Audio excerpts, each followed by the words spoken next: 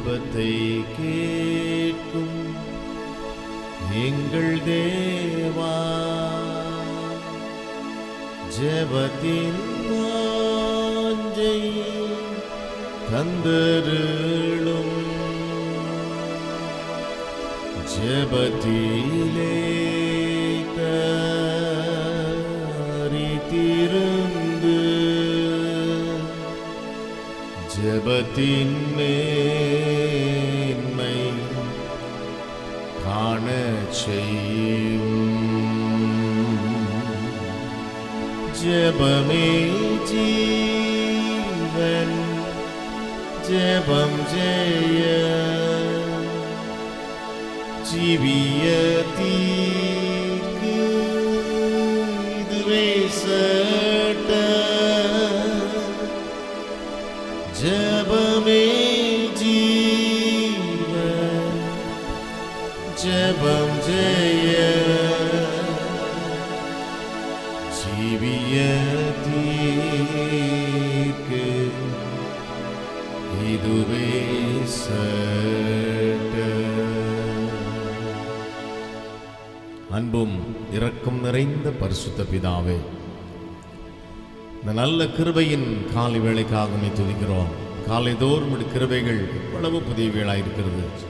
இந்த புதிய கிருபையினாலே எங்கள் எல்லாரையும் நிறைத்து ஆசீர்வைத்து கர்த்தாவே இந்த ஆராதனை கொண்டு வந்ததுக்காய் ஸ்தோத்திரம். மனமகிழ்ச்சியோடு உமக்கு ஆராதனை செய்து நிறைவான ஆசீர்வாதங்களோடு நாங்கள் திரும்பி போகும்படி எங்களை ஒப்புக் கொடுக்கிறோம். கர்த்தருடைய ஆலயத்திற்கு போவோம் வாருங்கள் சொன்ன பொழுது தாவீது ஆமேன் எவ்வளவு மகிழ்ச்சியாய் இருந்தான்னு சொல்லி நாங்கள் பார்க்கிறோம். அதுபோல மன மகிழ்ச்சியோடு வாஞ்சியோடு வந்திருக்கிறோம் அடியார்கள். நிறைவான ஆசீர்வாதங்களும் திரும்பட்டும். ஜெபங்கள் பல் கொடுத்ததுக்காய் ஸ்தோத்திரம். துவக்கம் முதல் கடைசி வரைக்கும் உடைய பிரசன்னம் ஆளுகை காணப்படுவதாக. ஜெபம் கேட்டீர், உமக்கு நன்றி. எல்லா துதி கன மகிமை யாவற்றையும் நாங்கள் உமக்கே செலுத்துகிறோம். இயேசுவின் நாமத்தில் பிதாவே, ஆமென், ஆமென், ஆமென். ஹல்லேலூயா, ஹல்லேலூயா. Price the Lord. ஆமென். கர்த்தருடைய நாமம் மகிமைப்படுவதாக. Price the Lord. மீண்டும் இயேசுவின் நாமத்தில் என்னுடைய அன்பின் வாழ்த்துக்கள். Price the Lord. கர்த்தர் உங்களோடு இருப்பாராக. ஆமென். உம்மை போற்றி பாடுவோம் எங்கள் உயர்ந்த கன்மலையே என்கிறதான பாடலை நாம் பாடி கர்த்தரை ஆராதிக்கலாம்.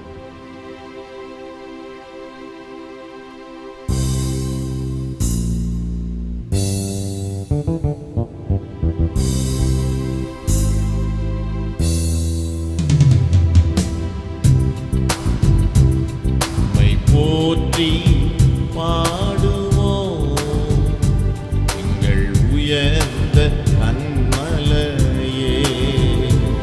உம்மை போற்றி பாடுவோம் எங்கள் உயர்ந்த கன்மலையே. பெருவெள்ளம் மதிலை மோதி பெரும் காற்று மடிக்கையில், பெருவெள்ளம் மதிலை மோதி பெரும் காற்று மடிக்கையில், எங்கள் புகழிடமே எங்கள் தஞ்சமே பெரும் கன்மலையின் இளையிலே, எங்கள் புகழிடமே எங்கள் தஞ்சமே பெரும் கன்மலையின் இளையிலே. உம்மை போற்றி பாடுவோம். ஹல்லேலூயா. எங்கள் உயர்ந்த கன்மலையே. உம்மை போற்றி பாடுவோம் எங்கள் உயர்ந்த கன்மலையே. செங்கடலும் பிளந்து போகும், யுத்த சேனையும் அமிழ்ந்திடும். செங்கடலும் பிளந்து போகும், யுத்த சேனையும் அமிழ்ந்திடும். எங்கள் பராக்கிரமமே எங்கள் பலனும் நீரே, ஜெயம் எடுப்போம் உம்மாலே. எங்கள் பராக்கிரமமே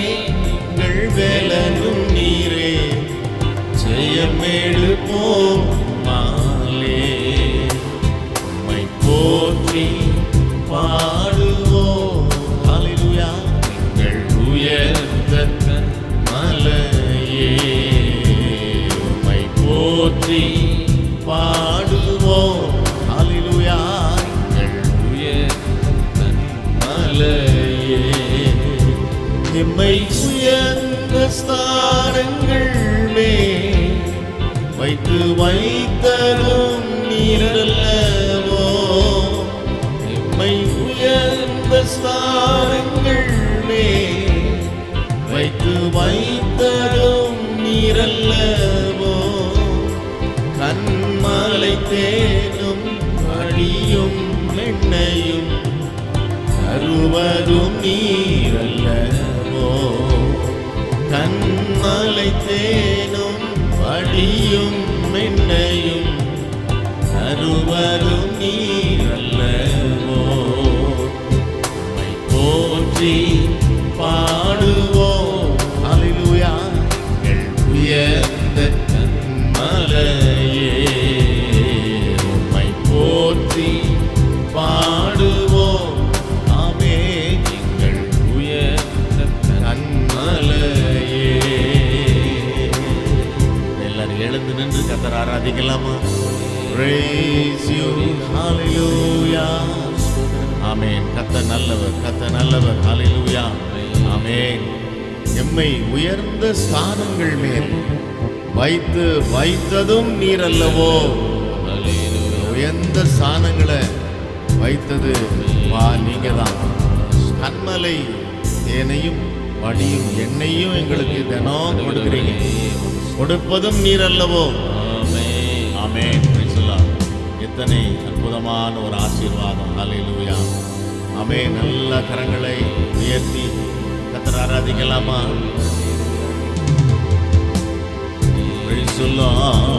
உம்மை போற்றி பாடுவோம். எங்கள் உயர்ந்த கன்மலையே உம்மை போற்றி பாடுவோம். ஹல்லேலூயா.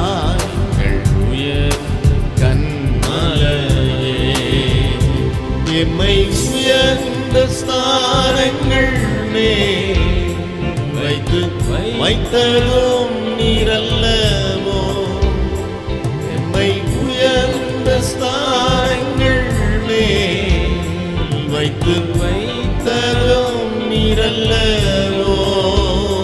கண்மலை தேனும் வடியும் எண்ணெயும் தருவதும் நீரல்லவோ.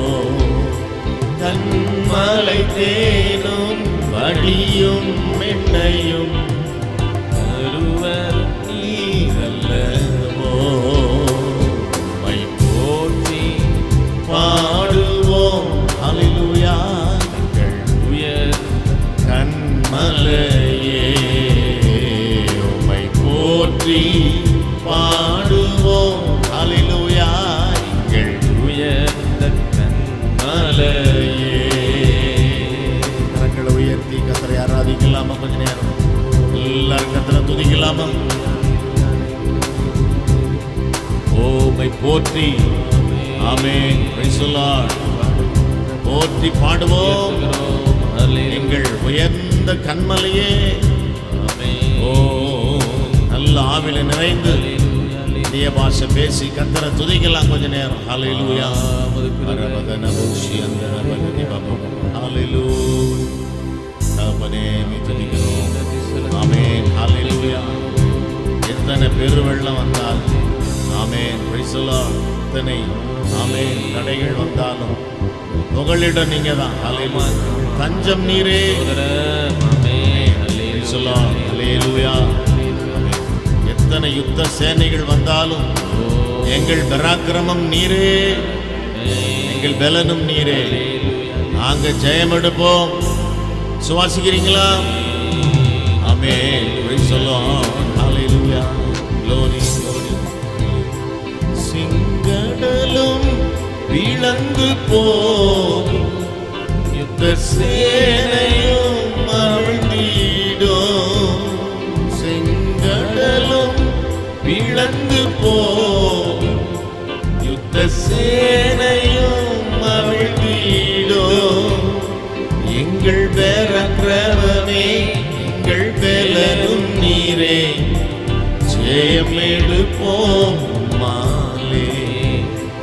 எங்கள் பராக்கிரமமே எங்கள் பலனும் நீரே, வயல்மேடு போமாலே உம்மை போற்றி பாடுவோம்.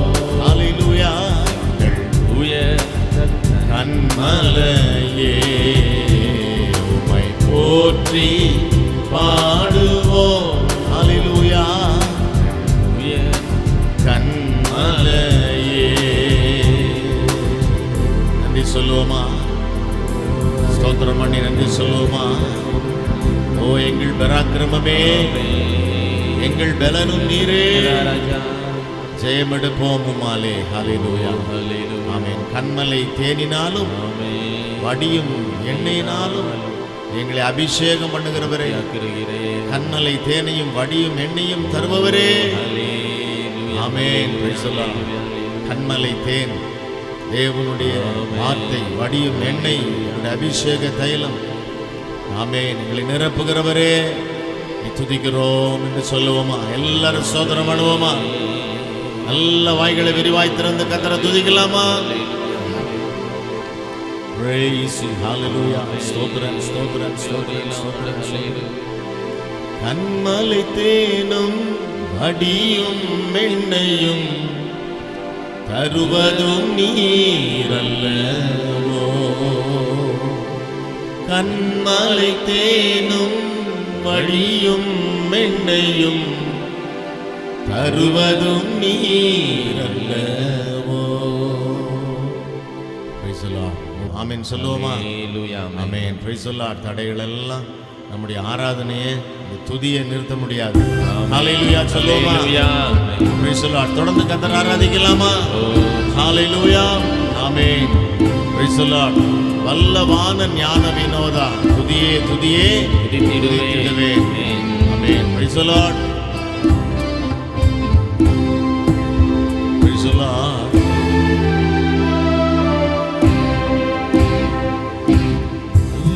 வல்லவான ஞான வினோதா, துதியே துதியே துதித்திடுவே. வல்லவான ஞான வினோதா, துதியே துதியே துதித்திடுவே. எல்லா குறையும் தீர்த்தீரே, தொல்லைகள் யாவும் தொலைத்தீரே. எல்லா குறையும் தீர்த்தீரே, தொல்லைகள் யாவும் தொலைத்தீரே. அல்லல் யாவும் மறுத்தீரே, அல்லல் மறுத்தீரே. அலையும் என்னையும் மீட்டீரே. சோதிரம் துதி பாத்திரம், உம்மை இன்றும் என்றும் துதித்திடுவே. பாடுவோம். சோதிரம் துதி பாத்திரா, உம்மை இன்றும் என்றும் துதித்திடுவே. நம்பினோரை காக்கும் தேவா, துதியை துதியே துதித்திடுவே. நம்பினோரை காக்கும் தேவா, துதியை துதியே துதித்திடுவே. அம்புவியாவும் படைத்தீரே, அம்பராவுந்தன் வாக்காலே. அம்புவியாவும் படைத்தீரே. ஹல்லேலூயா. அம்பராவுந்தன் வாக்காலே. எம்பரா எல்லாம் இதீரே, எம்பரா எல்லாம் இதீரே. நம்பினோர் குந்தன் அயவாலே. சோதிரம் துதி பாத்திரம், உம்மை இன்றும் என்றும் துதித்திடுவே. பாடுவோம். ஸ்தோத்திரம் துதி பாத்திரா, உம்மை என்றும் என்றும் துதித்திடுவே. எல்லாரும் எழுந்து நின்று கர்த்தரை ஆராதிக்கலாமே. ஹல்லேலூயா. எல்லாரும் எழுந்து நின்று praise the Lord. Praise the Lord. ஹல்லேலூயா. ஸ்தோத்திரமே, துதியே துதியே துதித்திடுவே. அகில சிருஷ்டிகளும் உம்மை துதிக்க. அடிமை துதியாதிருப்பேனோ? அல்லும் பகலும் நித்தியமாய் அன்பே உம்மையே துதித்திடுவேன். ஹல்லேலூயா. ஆமென். எத்தனை பேர் ஆயத்தமா இருக்கிறீங்க? அல்லும் பகலும் உம்மை துதிப்பேன். ஹல்லேலூயா. எத்தனை பேர் சொல்ல முடியும்? glory. துதிக்கலாமா? நல்ல கரங்களை உயர்த்தி துதிக்கலாமா? கொஞ்ச நேரம் அல்லும் பகலும் சொன்னோம். கொஞ்ச நேரம் சோதனை பண்ணும். glory. ஹல்லேலூயா.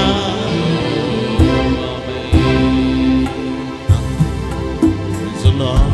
ஹல்லேலூயா. ஸ்தோத்திரமே.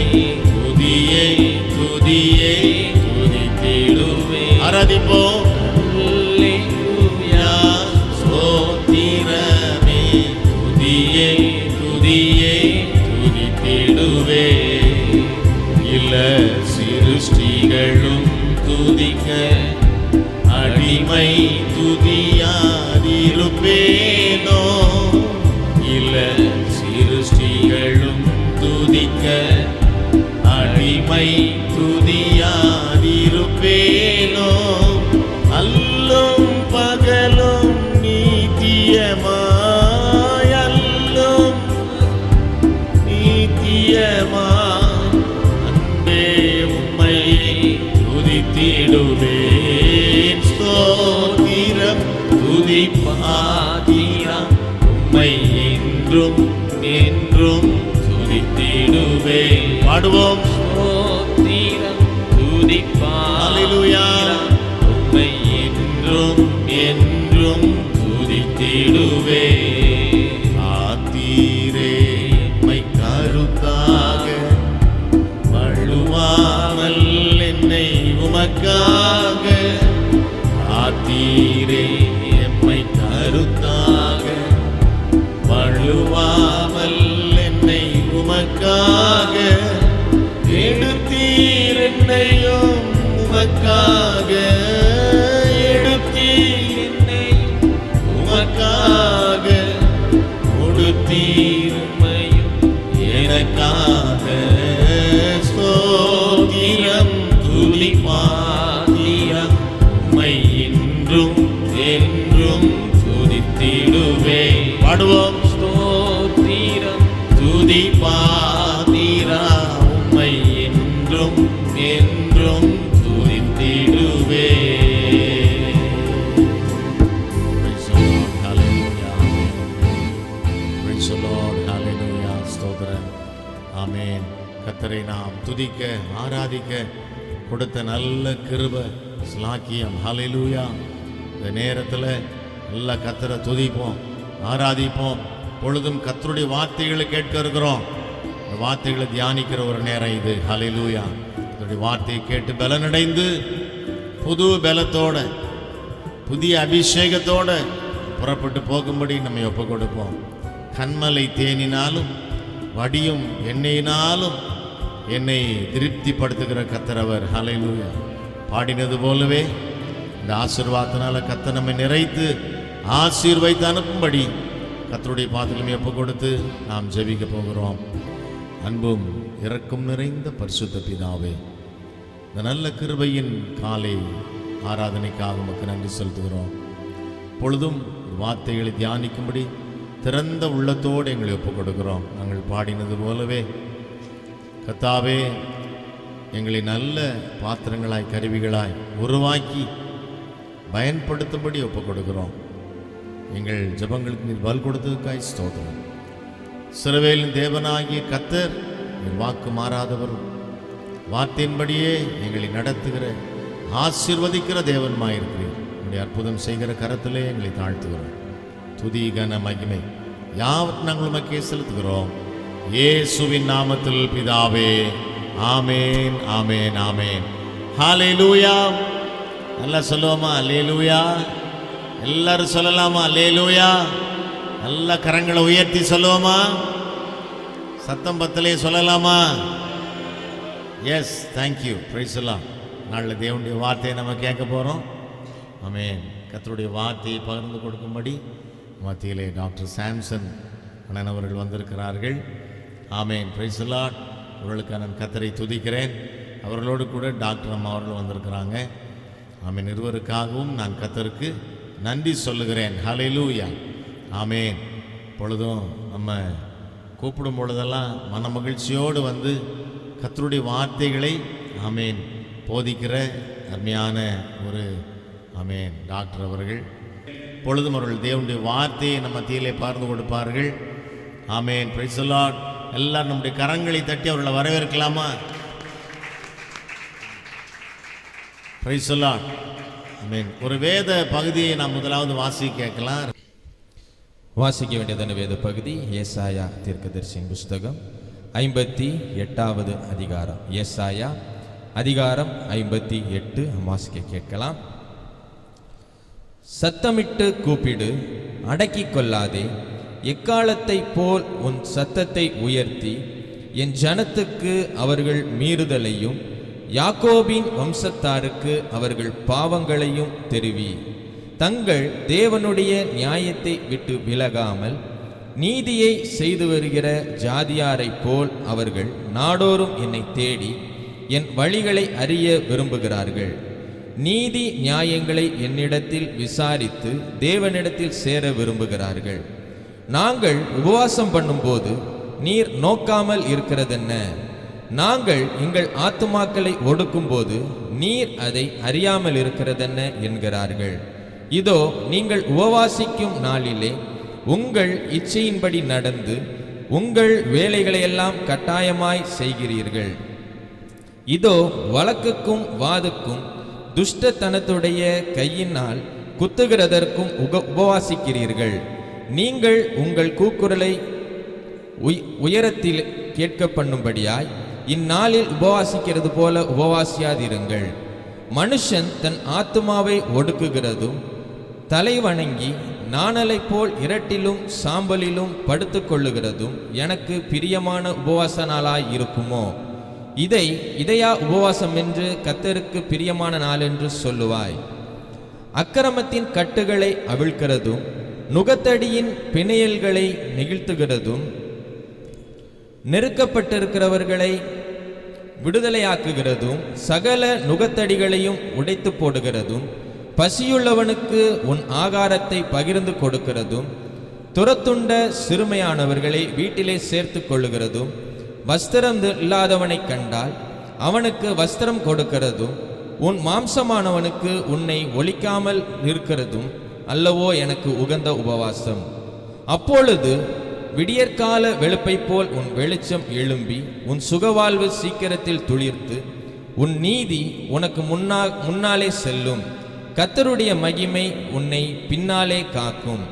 அப்பொழுது நீ கூப்பிடுவாய், கர்த்தர் மறு உத்தரவு கொடுப்பார். நீ சத்தமிடுவாய், இதோ நான் இருக்கிறேன் என்று சொல்லுவார். நுகத்தடியையும் விரல் நீட்டுதலையும் நிபச்சொல்லையும் நீ உன் நடுவிலிருந்து அகற்றி பசியுள்ளவனிடத்தில் உன் ஆத்துமாவை சாய்த்து சிறுமைப்பட்ட ஆத்துமாவை திருப்தியாக்கினார். அப்பொழுது இருளில் உன் வெளிச்சம் உதித்து உன் அந்தகாரம் மத்தியானத்தை போலாகும். கர்த்தர் நித்தமும் உன்னை நடத்தி மகா வறட்சியான காலங்களில் உன் ஆத்துமாவை திருப்தியாக்கி உன் எலும்புகளை நினமுள்ளதாக்குவார். நீ நீர்ப்பாய்ச்சலான தோட்டத்தை போலவும் வற்றாத நீரூற்றை போலவும் இருப்பாய். உன்னிடத்திலிருந்து தோன்றினவர்கள் பூர்வ முதல் பாழாய் கிடந்த ஸ்தலங்களை கட்டுவார்கள். தலைமுறை தலைமுறையாக இருக்கும் அஸ்திபாரங்கள் மேல் நீ கட்டுவாய். திறப்பானதை அடைக்கிறவன் என்றும் குடியிருக்கும்படி பாதைகளை திருத்துகிறவன் என்றும் நீ பெயர் பெறுவாய். என் பரிசுத்த நாளாகிய ஓய்வு நாளிலே உனக்கு இஷ்டமானதை செய்யாதபடி உன் காலை விலக்கி உன் வழிகளின்படி நடவாமலும் உனக்கு இஷ்டமானதை செய்யாமலும் உன் சொந்த பேச்சை பேசாமலும் இருந்து ஓய்வு நாளை மனமகிழ்ச்சி நாளென்றும் கர்த்தருடைய பரிசுத்த நாளை மகிமையுள்ள நாளென்றும் சொல்லி அதை மகிமையாக எண்ணுவாயானால் அப்பொழுது கர்த்தரில் மனமகிழ்ச்சியாய் இருப்பாய். பூமியின் உயர்ந்த இடங்களில் உன்னை ஏறும்படி பண்ணி உன் தகப்பனாகிய யாக்கோபுடைய சுதந்திரத்தால் உன்னை போஷிப்பேன். கர்த்தருடைய வாய் இதை சொல்லிற்று. ஆமென். கிறிஸ்து இயேசுவில் பேரன்பிற்குரியவர்களே, உங்களை நான் வாழ்த்துகிறேன். இந்த நாளிலும் பேச வாய்ப்பளித்த பிஷப் ஐயா அவர்களுக்கும் ஜோயல் அவர்களுக்கும் என்னுடைய நன்றியை நான் தெரிவித்துக் கொள்கிறேன். இந்த காலம் தவக்காலம் என்று சொல்லி நம்முடைய கிறிஸ்தவ மரபிலே லென்ட் என்று சொல்வார்கள். அதன் அர்த்தம் உங்களுக்கு தெரியும் என்று நினைக்கிறேன். அதாவது துளிர் விடுதல். எல்லா மரமும் காய்ச்ச பிறகு இலையுதிர் காலம் அப்படின்னு ஒன்று இருக்குது. அது இலையெல்லாம் விழுந்துருது. அதுக்கு பிறகு அது துளிர் விட்டு அடுத்த செட்டு கனிகளை கொடுக்கும். நாம் கனிகளை கொடுப்பதற்காகத்தான் ஆண்டவர் இப்படி ஒரு காலத்தை நமக்கு வைத்திருக்கிறார். நம்மை நாமே தற்பரிசோதனை செய்து கொள்ள வேண்டும். நாம் என்னென்ன காரியங்களை இந்த வருஷம் முழுக்க செய்யலை அதை நாம் திருப்பி செய்வோம். அப்பொழுதுதான் நாம் கனி கொடுக்க முடியும். அதுக்கு தான் ஆண்டவர் ஒரு காலத்தை கொடுத்திருக்கிறார். தவக்காலம் என்று மெயின்லைன் சர்ச்சஸ்லேயும் மற்றும் கத்தோலிக்க சபையிலும் அதை சிறப்பாக நடத்தி கொண்டு இருக்கிறார்கள்.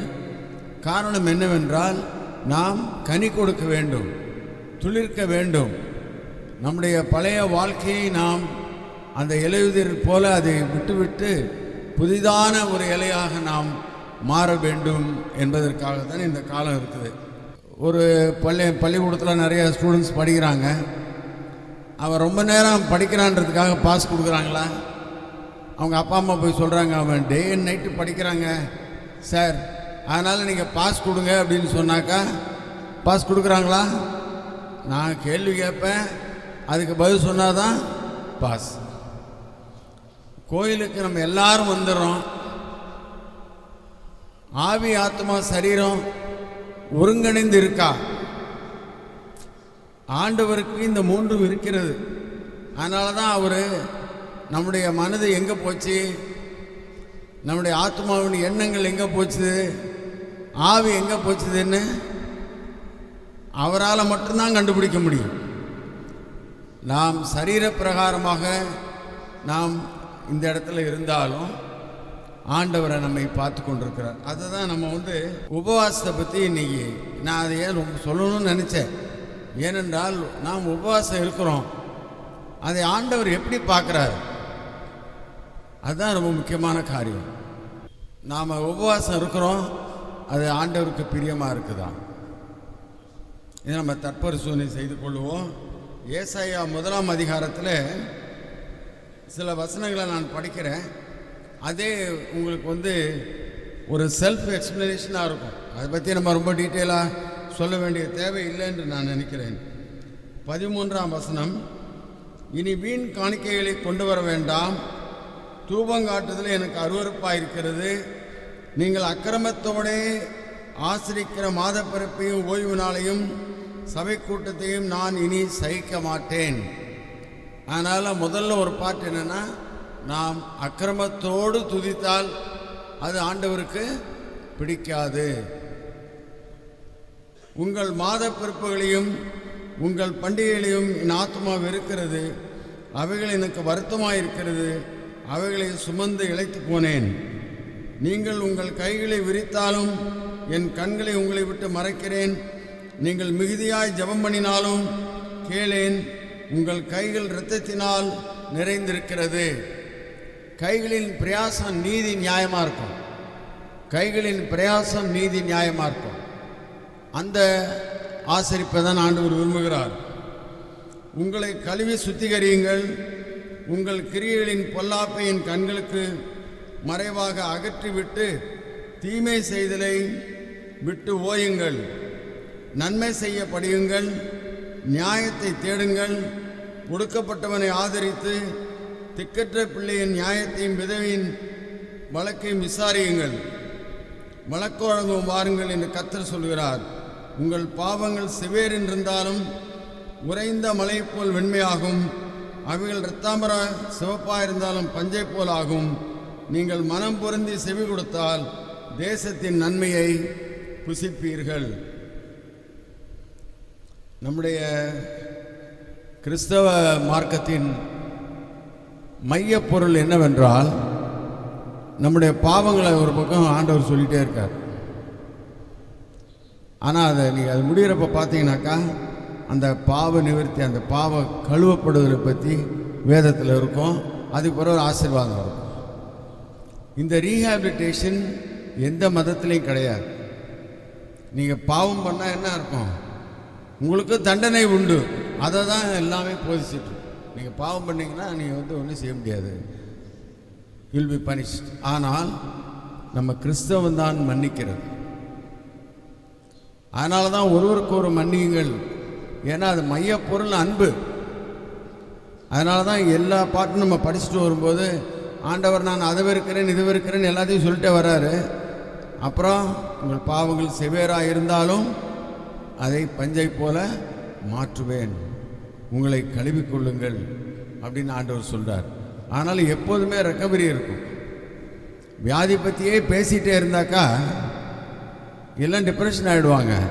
வியாதியிலேருந்து வெளியில் வர முடியும் அப்படின்னு சொன்னால் தான் அவங்களுக்கு சந்தோஷமாக இருக்கும். அதனால்தான் வியாதியை நாங்கள் கண்டுபிடித்தாலும் வியாதியை விட்டு விலகினா தான் மக்களுக்கு அது பிரயோஜனமாக இருக்கும். இது நம்முடைய கிறிஸ்தவத்தின் ஆணிவேர். ஆண்டவர் ஸ்ட்ரிக்டாக வான் பண்ணி சொல்லிட்டாரு, உங்கள் முரட்டாட்டமான வழிகளில் நடந்தால் அழிக்கப்பட்டு போவீர்கள் என்று ஆண்டவர் சொல்லுகிறார். ஏசாயா தீர்க்கதரிசி பாவம் செஞ்சால் அதுக்குள்ளே பனிஷ்மெண்ட்டை ரொம்ப விவரமாக சொல்கிறார். எல்லா சாப்டர்லையும் நீங்கள் பார்த்தீங்கன்னாக்கா ஏசாயா தீர்க்கதரிசனத்தில் 66 அதிகாரம் இருக்குது. நம்முடைய மொத்த புத்தகத்தின் அதிகாரங்கள். ஆரம்பத்தில் ஆண்டவராகிய இயேசு கிறிஸ்துவின் பிறப்பு இருக்கும், அவருடைய வாழ்க்கை இருக்கும். பிறகு அவருடைய மரிப்பது, சிலுவையில் மரிப்பது, அடக்கம் பண்ணப்பட்டு உயிர் தெழுந்த பிறகு என்ன ஆசீர்வாதங்கள் கிடைக்குதுன்னு சொல்லி அது கடைசி சாப்டர்ஸ் எல்லாம் நீங்கள் படித்து பார்த்தீங்கன்னாக்கா ஒரு வேதாகமத்தை படிக்கிறது போல இருக்கும். ஏசாயா தீர்க்கதரிசி நீங்கள் படித்து பார்த்தீங்கன்னா ஃபுல் வேதாகமத்தில் என்ன சொல்லணும்னு நினைக்கிறாரோ அதை ஏசாயா தீர்க்கதரிசி சொல்கிறாரு. அது அவர் கைப்பட எழுதி கும்ரான் குகையில் அவர்கள் கண்டுபிடித்தார்கள். ஆடு மேய்க்கிறவங்க தான் கண்டுபிடிச்சாங்க. ஒரு கல்லை தூக்கி உள்ளே போடுறாங்க. அப்போ ஒரு டங்குன்னு சத்தம் கேட்ட உடனே உள்ளே ஏதோ பானை இருக்குது போல இருக்குன்னு சொல்லி அவங்க தேடி எடுத்த பிரதியிலிருந்து தான் யூதர்கள் அது எபிரேய மொழியில் இருந்ததினால் அதை ஒற்றுக்கொண்டார்கள். அந்த அதிகாரங்கள் அனைத்தையும். ஆனால் ஏனோ அவள் முற்றிலுமாக அதை விசுவாசிக்கல. ஆண்டவராக இயேசுவின் பிறப்பை யூதர்கள் விசுவாசிக்கல. அவங்க என்ன நினச்சாங்கன்னா ரட்சிப்பு அப்படின்றால் ரோமர் அதிகாரத்திலிருந்து நம்மை விடுதலை பண்ணுவதற்கு தான் ஆண்டவராக இயேசு கிறிஸ்து வருவார் என்று நினைத்தார்களே ஒழிய இந்த உலகத்திற்கு பாவத்திலிருந்து விடுதலை என்பதை அவர்கள் இன்னமும் அதை விசுவாசிக்கல. அதனால தான் இவ்வளவு குழப்பங்கள் அந்த ஊரில் நடக்கிறது. காரணம் என்னவென்றால் அவர்கள் இயேசுவை அனைவரும் ஏற்றுக்கொள்ளவில்லை. ஆனால் ஏசாயா முழுமையாய் நம்ம படித்தோம்னா அதில் ஆண்டவராய் இயேசு கிறிஸ்துவின் பிறப்பு, சரித்திரம், உயிரோடு இருக்கிற இன்று நமக்கும் அவர் ஆண்டவராய் இருக்கிறார். முதல் வசனத்தில் சத்தமிட்டு கூப்பிடு, அடக்கிக் கொள்ளாதே, எக்காலத்தை போல் உன் சத்தத்தை உயர்த்து, என் ஜனங்களுக்கு அவர் மீறுதலையும் யாக்கோபின் வம்சத்தாருக்கு அவர் பாவங்களையும் தெரிவி. இது ஆண்டவர் நம்முடைய பிரசங்கத்தை பற்றி சொல்கிறார். நம்ம சத்தமிட்டு கூப்பிட வேண்டியதில்லை. இப்போ ஆம்பிளிஃபையிங் சிஸ்டம்லாம் இருக்குது, அதனால் நம்ம ரொம்ப சத்தம் போட வேண்டியதில்லை. ஆனால் நாம் சுவிசேஷத்தை சொல்ல வேண்டும், மக்களுக்கு சொல்லணும். அவ்வளோ அறியாமலாம் பண்ணுறாங்க அப்படின்னு சொல்கிறார் ஆண்டவர் சொல்கிறார். அதாவது சாத்தான் அவர் மனக்கண்களை குருடாக்கி போட்டான். அதனால் சுவிசேஷத்தின் ஒளி மற்றவர்களுக்கு தெரியல. அதனால தான் ஏராளமான மக்கள் போய் எங்கே குளிக்கிறாங்க? ஆற்றுல போய் குளிக்கிறாங்க. ஏன்? அவர்கள் இந்த சத்தத்தை இன்னும் கேட்கல. ஆனால் நமக்கு விழுந்த கடமை என்னவென்றால் நாம் மற்றவர்களுக்கு இதை சொல்ல வேண்டும், சத்தமிட்டு சொல்ல வேண்டும் என்று சொல்லப்பட்டிருக்கு. அப்போ எல்லாரும் கேட்கணும், எல்லா மக்களும் அறிந்து கொள்ள வேண்டும். அதனால தான் சுவிசேஷம் எல்லா இடத்துலையும் பரவுது. சில ஊர்லலாம் தெருவிலலாம் நின்று பிரசங்கம் பண்ணாங்கன்னு சொல்லி யூடியூப்பில் பார்த்தேன். தெருவிலலாம் ஒரு அம்மா கத்திட்டு போகுது ஆண்டவராக இயேசு கிறிஸ்துவை பற்றி. மக்கள் வெட்கப்படுறதில்லை, எல்லாம் போல்டாக இருக்காங்க, முந்தி மாதிரி இல்லை. எப்போ போல்டாக இருப்பீங்க? நாம் ஆண்டவரை முழுமையாக ஏற்றுக்கொண்டான். இப்போ என்னை யாராவது கூப்பிட்டு எந்த கட்சிக்கு ஓட்டு போட்டீங்கன்னு கேட்டானா நான் சொல்ல மாட்டேன். ஓட்டு சீக்ரெட் அப்படின்னு சொல்லுவேன். நான் எந்த பார்ட்டின்னு யாருக்கும் தெரியக்கூடாதுன்னு சொல்லுவேன். பட் இதே இது ஒரு கழகத்தை சேர்ந்தவனை ஒரு மெம்பர் அவன் ஓட்டு போட்டு என்ன சொல்லுவான், நான் இந்த கட்சிக்கு ஓட்டு போட்டேன். எல்லாரும் என்கிட்ட கேட்பாங்க, என்ன மெயின்லைன் சர்ச்சஸில் எல்லோரும் ரொம்ப வாய் திறக்க மாட்டாங்க, இந்த பெண்டிகாஸ்ட் பீப்புள் எப்போ பார்த்தாலும் அல்லேலூயா சொல்லிகிட்டு இருக்காங்க அப்படின்னு. அதுக்கு நான் இந்த எக்ஸாம்பிள் தான் சொல்லுவேன். அவங்க ஆண்டவராக இயேசுவை ஏற்றுக்கொண்டதை அவர்கள் தெரிவிக்கிறார்கள். இந்த கழகத்தை சேர்ந்தவன் நான் இந்த கழகத்துக்கு ஓட்டு போட்டேன்னு சொல்லிட்டு நீங்களும் போடுங்கப்பா, ஆனால் நான் சொல்ல மாட்டேன். ஏன்னா நான் எந்த பார்ட்டின்னு யாருக்கும் தெரியக்கூடாது. இன்றைக்கி நம்ம அல்லேலூயா சொல்லாமல் இயேசுவை நம்ம அறிக்கையிடாமல் இருந்தோம்னா நாம் எந்த பார்ட்டின்னு அறிக்கையிடல. ஆண்டவராக இயேசு கிறிஸ்து என்ன சொல்கிறாரு, சாட்சியாக நம்ம அறிக்கையிட்டாதான் முதல்ல நம்மளை பார்க்குறாங்க, அப்புறம் தான் நம்ம இயேசுவை பற்றி சொல்ல முடியும். நம்ம திருடிட்டு இருந்தோம்னா, பொய் சொல்லிட்டு இருந்தோம்னா மற்றவங்க என்ன சொல்லுவாங்க, நம்ம இயேசுவும் பா ஆனால் பொய் சொல்லுவான். அதனால தான் ஆண்டவர் என்ன சொன்னார், நீங்கள் எனக்கு சாட்சிகளாக இருக்கிறீர்கள். அதனால் சத்தமிட்டு சொல்லணும். அது ஒவ்வொருத்தருடைய கடமையாக இருக்கிறது. இந்த உபவாசத்தை பற்றி அவங்க சொல்லும்போது, இஸ்ரவேலர் அவருடைய வழிகளை கேட்டு அறிய விரும்பினார்கள். எல்லாரும் நாங்கள் ஆராதிக்கிறோம், ஆண்டவர் ஆராதிக்கிறோம், நாங்கள் வர்றோம் அப்படின்னு சொல்லி நாங்கள் உபவாசிக்கிறோம், ஏன் ஆண்டவர் எங்களை பார்க்க மாட்டேங்கிறார், குறை சொல்ல ஆரம்பிச்சிடுறாங்க. நாங்கள் உபவாசம் இருக்கோம், ஆண்டவர் பார்க்க மாட்டேங்கிறார். ஃபஸ்ட்டு ப்ராப்ளம் அதில் தான் வருது. மற்றவர்களுக்கு அந்த உபவாசத்தை தெரிவிப்பதற்காக சில பேர் உபவாசம் இருக்கிறார்கள். சொல்லுவாங்க, நான் செவ்வாய்க்கிழமை உபவாசம், வெள்ளிக்கிழமை உபவாசம்னு சொல்லி மற்றவர்களை அறிந்து கொள்ளும்படி ஆண்டவரையும் குறை சொல்லுவாங்க. ரெண்டாவது காரியம் என்ன அப்படின்னாக்கா,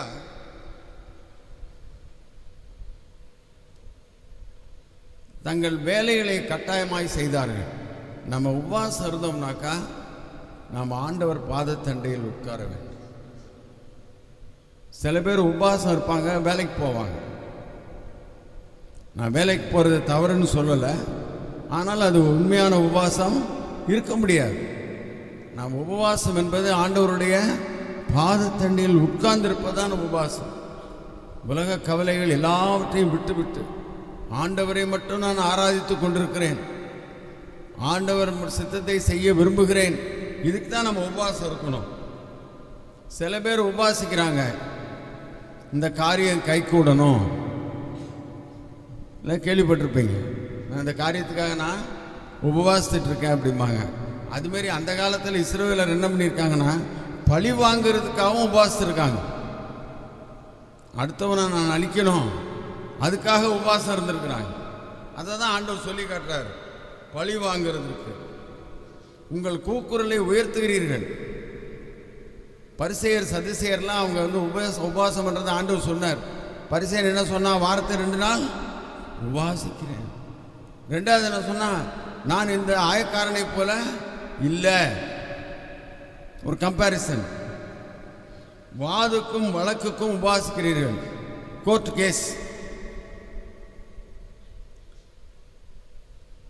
எங்கள் ஆத்துமாக்களை ஒடுக்கும்போது நீர் கவனிக்காதது என்ன என்று குறை சொல்லுகிறார்கள். இதற்கு காரணம் என்னவென்றால், ஜனங்கள் பாவங்களில் வாழ்ந்து வந்தார்கள், உலக வாழ்க்கையை தெரிந்து கொண்டார்கள். இஸ்ரவேலரை நான் சில தலைமை யோசிப்பேன், எருசலேம் தேவாலயத்திலே அவர்கள் சூரியனை வணங்கினார்கள். ஆண்டவருக்கு எவ்வளோ கோபம் வரும் பாருங்க. அவர் இருக்கிற பிரசன்னம் அந்த ஆலயத்திலே இஸ்ரவேலர் என்ன பண்ணாங்களா, சூரியனை வணங்கினார்கள். அதோடு ஆண்டவரையும் ஆராதித்தார்கள். அங்கே தான் ஆண்டவர் கோபம் வருது. சூரியனையும் ஆராதித்தார்கள். அது நாம் மற்ற மக்களோடு காம்ப்ரமைஸ் ஆயிடுறது. சில இடங்களில் பொங்கல் கொண்டாடும் போது பூமியையும் கும்பிடுவாங்க, சூரியனையும் கும்பிடுவாங்க. அதில் என்ன இருக்குது? சிருஷ்டியை நாம் என்ன செய்யக்கூடாது? வணங்கவே முடியாது. இதில் சில இதில் காம்ப்ரமைஸ் ஆகிடும்.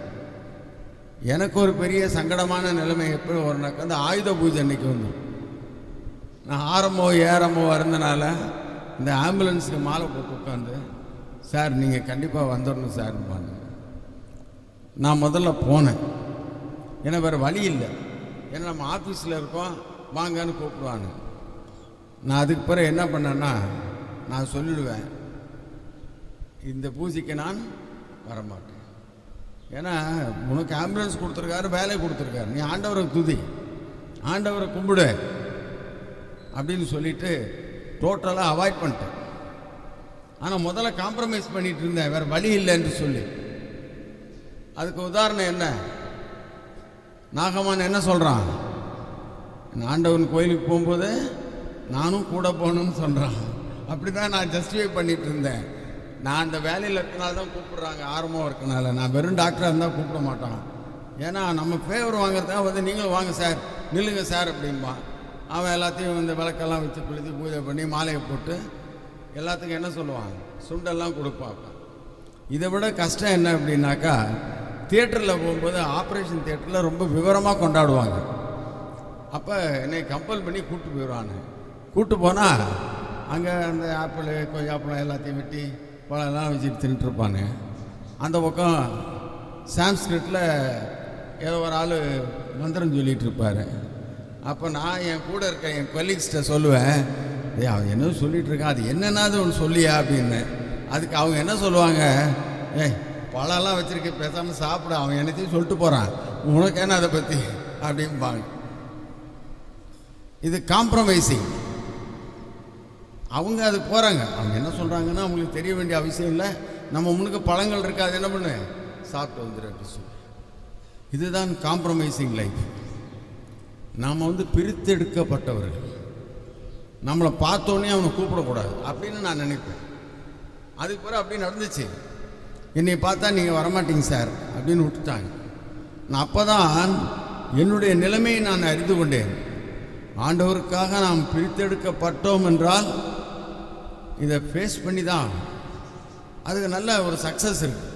நான் திருச்சியில் சூப்பரண்டாக இருக்கும்போது சானிட்டரி ரவுண்ட்ஸ் போயிட்டுருக்கேன். எய்தாப்பில் 3 ஸ்டாஃப் நர்ஸ் வந்தாங்க, ஹெட் நர்ஸும் வந்தாங்க. பிரைஸ் தி லார்ட் சார் அப்படின்னாங்க. எனக்கு நம்ம திருப்பி சொல்கிறதா வேணாமா எனக்கு ஒரு பயம் வந்துடுச்சு. நம்ம போகிறோம் அஃபிஷியலாக சானிட்டரி ரவுண்ட்ஸ், பின்னாடி ஒரு 10 பேர் இருக்காங்க. இப்போ நம்ம திருப்பி சொல்லணும். அப்போ என்ன பண்ணுவான், ரவுண்ட்ஸில் இவர் பிரைஸ் தி லார்ட் சொல்கிறாரு அப்படின்னு. ஆனால் நான் சொன்னேன், எப்படின்னா ஒரு செகண்டு வெயிட் பண்ணிவிட்டு சொன்னேன், நம்ம சொல்லலாமா வேண்டாமா அப்படின்னு. ஆனால் அதுக்கு பிறகு என்ன ஆயிடுச்சுன்னா, அங்கே இருக்கிற ஸ்டாஃப் நர்ஸ் அவ்வளோ ஸ்ட்ராங்காக இருக்காங்க. அதில் நிறைய பேர் கிறிஸ்டியனாக கன்வெர்ட் ஆனவங்க. ஃபேர்வெல் ஃபெஸ்டிவலில் கீர்த்தனை பாடுவாங்க. அப்போ நான் நினச்சேன், அவங்க போல்டாக சொல்கிறாங்க, தைரியமாக சொல்கிறாங்க என்னை பார்த்து. அப்போ ஆண்டவரே நீர் என்னைய ரெக்கக்னைஸ் பண்ண சொல்லியிருக்கிறீர்கள். அப்போ நான் உடனே என்ன சொல்லணும், பிரைஸ் தி லார்ட் சொல்லணும். அப்புறம் தான் தைரியம் வந்தது எனக்கு. நாம் பிரித்தெடுக்கப்பட்டவர்கள். 10 காரியங்களை சொல்கிறார் உபவாசத்தை பற்றி. எங்கள் உபவாசத்தை நீர் காணவில்லை என்று குறை கூறுதல் அப்படி இருக்கக்கூடாது. 2வது, ஆண்டவரை ஈர்ப்பதற்காக ஆத்மாவை கொடுக்குவது. ஆண்டவர் நம்மளை பார்க்கணும், அட்ராக்ட் பண்ணணும் அப்படிங்கிறதுக்கு ஃபாஸ்டிங் இல்லை. 3வது, இச்சைகளின்படி நடத்தல், அதாவது நமக்கு இஷ்டப்படி இருந்துக்கிறது, அதோடு சேர்ந்து உபவாசத்தையும் பண்ணுறது. 4வது, மற்றவர்களை அளவுக்கு மீறி வேலை வாங்குவதும் தவறு என்று போட்டிருக்கிறது. எப்படி கம்யூனிஸ்ட் இதில் என்ன சொல்லுவாங்க, 8 மணி நேரத்துக்கு மேலே வேலை கொடுப்பேன். அது ஆண்டவர் அப்பவே சொல்லியிருக்கார். நம்ம வேதத்தில் இல்லாத கவர்மெண்ட் ரூல்ஸே கிடையாது, பார்ட்டி ரூல்ஸே கிடையாது. அப்போவே சொல்லியிருக்கார், அளவுக்கு மீறி வேலை வாங்காத, வழக்கம் வாதம் இருக்கக்கூடாது, சண்டை போடக்கூடாது, உபவாசம் மற்றவர்களுக்கு தெரிய சத்தத்தை உயர்த்துவது, நான் இன்னைக்கு ஃபாஸ்டிங் இருக்கேன்னு சொல்லி முக பாவனைகளை உபவாசத்தின் மூலம் தெரியப்படுத்துவது. சோகமாக இருக்கிறது, ஏன் இன்னைக்கு ஒரு மாதிரி இருக்கிறீங்க, இன்னைக்கு நான் ஃபாஸ்டிங் பிரதர், அதனால் நான் அப்படின்னு சொல்லி அது என்னன்னா ஒவ்வொன்றா நம்ம செய்கிறத ஆண்டவர் அப்படி சொல்லி காட்டுறாரு அப்படின்னு எனக்கே ஒரு பயம் இருந்துச்சு. உடையை உபவாசம் தெரியப்படுத்ததான் மாற்றிக்கிறது. அன்னைக்கு மட்டும் சிம்பிளாக ட்ரெஸ்ஸு என்ன, ஏன்னா அதை வச்சு அவங்க கண்டுபிடிச்சிக்கணும் இன்றைக்கி உபவாசம்லாம் அவங்க சாதாரணமாக ட்ரெஸ் பண்ணியிருப்பாங்க அப்படின்னு. துக்கமாக முகத்தை வைத்துக்கொள்ளுது. இந்த 10 காரியங்களை ஆண்டவர் விருப்பப்படலை. மத்தேயு 6:16 படிங்க. நீங்கள் உபவாசிக்கும் போது மாயக்காரரைப் போல முகவாடலாய் இராதீர்கள். அவர்கள் உபவாசிக்கிறதை மனுஷர் காணும் பொருட்டாக தங்கள் முகங்களில் பாடுபடுகிறார்கள். அவர்கள் தங்கள் பலனை அடைந்து தீர்க்கும் என்று மெய்யாகவே உங்களுக்கு சொல்கிறேன். நீயோ உபவாசிக்கும் போது அந்த உபவாசம் மனுஷர்களுக்கு காணப்படாமல் அந்தரங்கத்தில் இருக்கிற உன் பிதாவுக்கே காணப்படும்படியாக உன் தலைக்கு எண்ணெய் பூசி உன் முகத்தை கழுவு. அப்பொழுது அந்தரங்கத்தில் பார்க்கிற உன் பிதா உனக்கு வெளியரங்கமாய் பலனளிப்பார். இந்த போர்ஷனை ஆண்டவராக இயேசு கிறிஸ்து ஆண்டவரே சொல்கிறார். ஏசாயா தீர்க்கதரிசனத்தில் ஆண்டவர் சொன்னதை ஆண்டவர் இந்த உலகத்துக்கு வரும்போது அவரே சொல்கிறார். எனக்கு அது ரொம்ப பிடிக்கும். நம்முடைய ட்ரெஸ் கோட்லேருந்து நம்முடைய கேரக்டர், நம்முடைய பிஹேவியர் முதல் கொண்டு ஆண்டவர் சொல்கிறார், நீ இப்படி தான் நீ உன்னுடைய கேரக்டர் இருக்கணும் அப்படின்னு வேதாகமம் சொல்லாத எதுவுமே இல்லை. ஆண்டவரே சொல்கிறார், ஃபாஸ்டிங்கில் இப்படி இரு.